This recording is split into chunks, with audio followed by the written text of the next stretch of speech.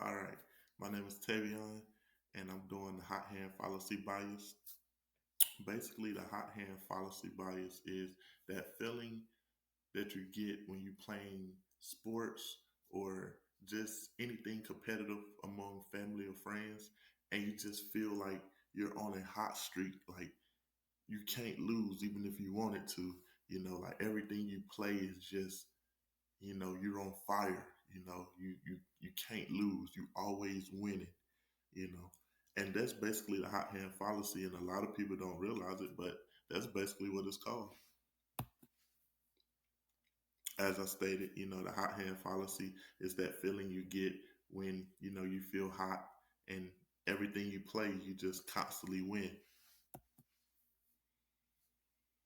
But to put it in the simpler terms, the hot hand fallacy is a psychological phenomenon in which people believe either they're hot or cold based on how they perform in major events. It also gives them a huge surge in confidence in their ability to, go on the streak.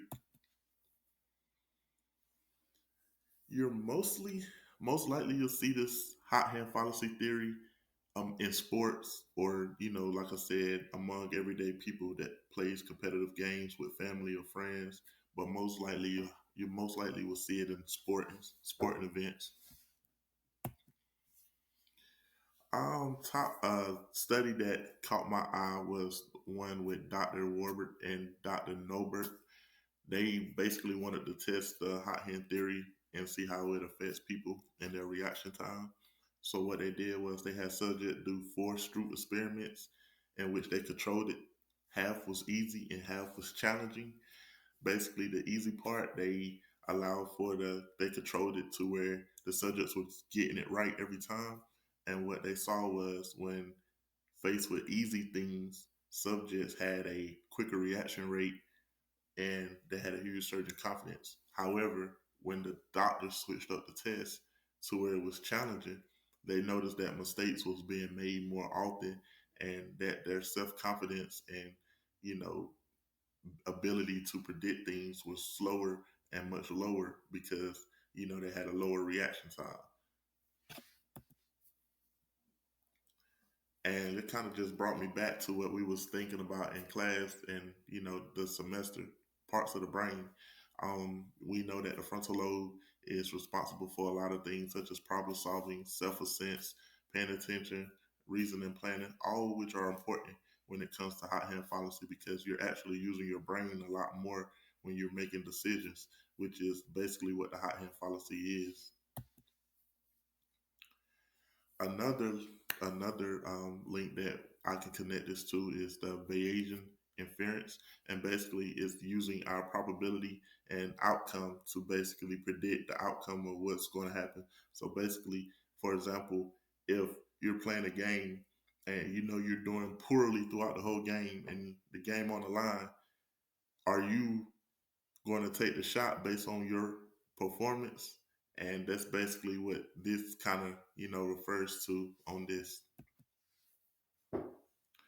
Another link that I can connect this to is the procedural memory and priming.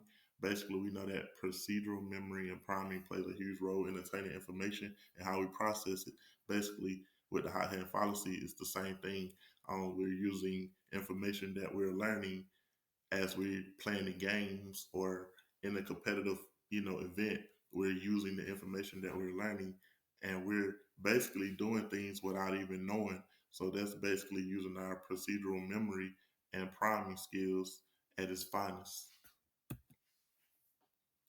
And last but not least, the last link I can connect this to is coding.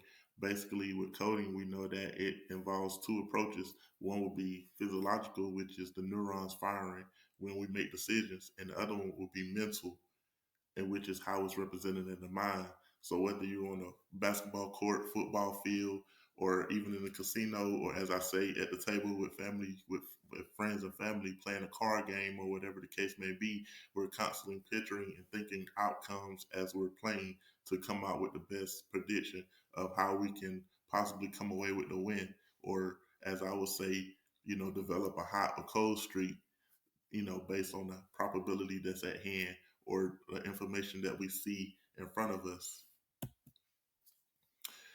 Two things you can do to overcome the hot hand bias is, double think your decisions before you leap into it.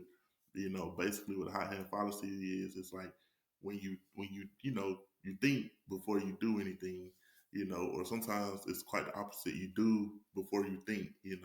But basically in order to overcome it, just double think what you're gonna do before you do it. And just think it more clearly. And another thing will be to weigh out your choices before making any rational decisions. So, in conclusion, it's safe to say that the phenomenon known as hot hand fallacy is nothing more than just a mental thing. A lot of people get, and we still don't know where it comes from. The studies kind of shed light on it, but we still don't know for sure how it comes and goes. We just know that it's a mental thing that involves us making decisions, and basically we believing in ourselves is basically what it is. So, with that being said, that's the hot hand fallacy in a nutshell.